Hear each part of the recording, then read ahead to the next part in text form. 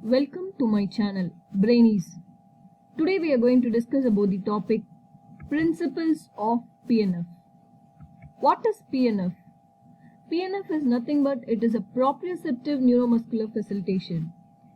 It is a group of stretching techniques which is generally utilized in clinical conditions to upgrade both active and passive range of motion, to work on the motor performance and thereby aiding the rehabilitation.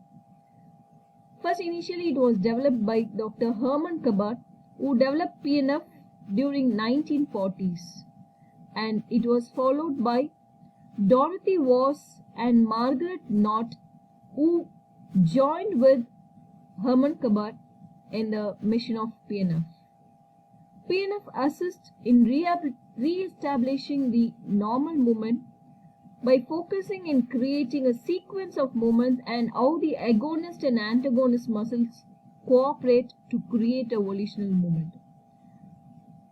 This PNF involves reflexive movement as a reason for learning more volitional movement. Basically, this PNF centers around mass movement designs.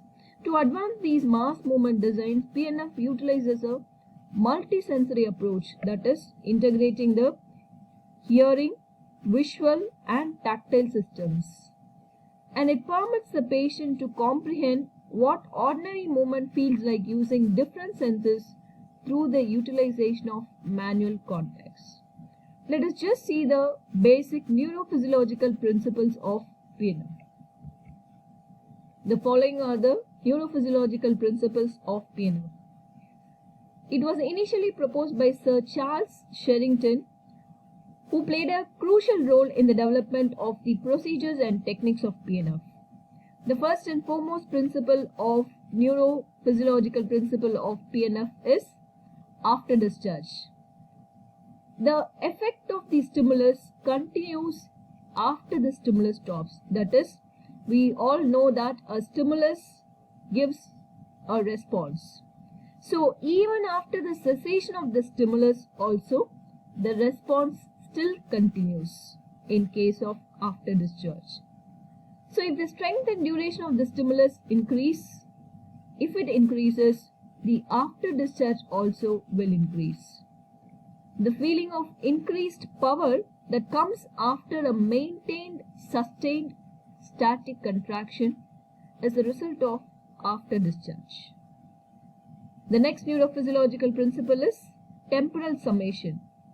So this temporal summation is nothing but a subsequent weak stimulus combining to produce a strong contraction. That is, so simply can be explained. That is, a succession of weak stimulus occurring within a short period of time combined with each other, that is, it summate to cause the excitation. That is so called as temporal summation. The next one is spatial summation. In this case, many of the weak stimulus are applied simultaneously to different areas of the body, which thereby reinforces each other. That is nothing but simply the combination effect. It summates each other to cause the excitation. So temporal and spatial summation can combine for greater activity.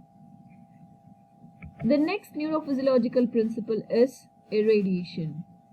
This is a process of spreading and increasing the strength of the response.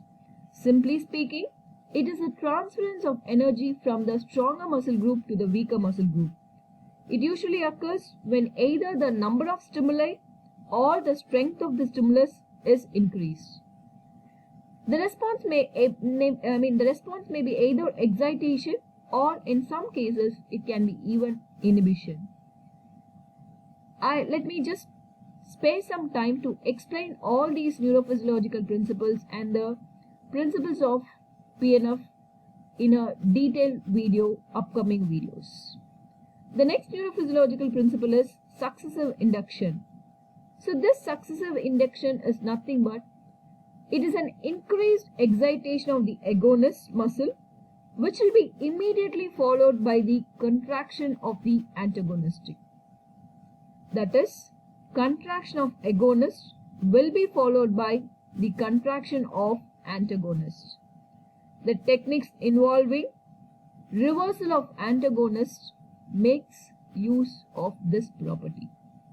The next is reciprocal innervation. It is also called as reciprocal inhibition.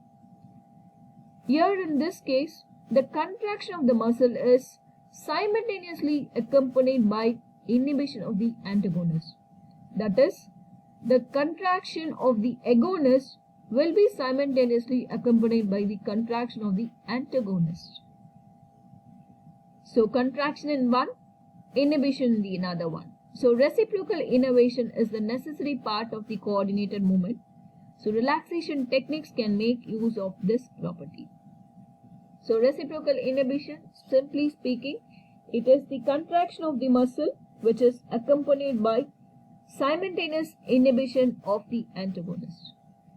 That's it with the basic 6 neurophysiological principles of PNF. Thank you for watching. Kindly support by subscribing and sharing. Meet you all in next video. Thank you once again.